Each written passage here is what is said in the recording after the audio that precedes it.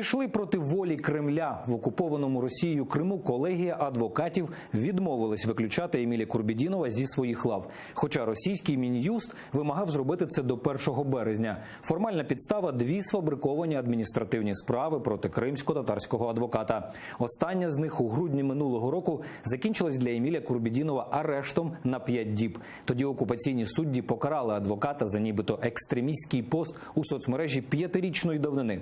За словами самого Еміля Курбєдінова, він залишився у кримській колегії адвокатів завдяки зусиллям її голови Ісляма Віліляєва та президента адвокатської палати Криму Олени Канчі.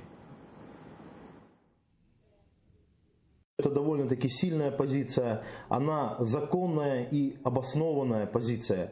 Что в этом деле было незаконное и необоснованное, так это само предупреждение Министерства юстиции. И потом, я думаю, были бы дальнейшие шаги по тому, чтобы вообще лишить меня статуса. Сегодняшнее решение, оно не позволило открыть двери и сложить очень страшную практику по исключению адвокатов из коллегии лишь по такому мановению решения Министерства юстиции.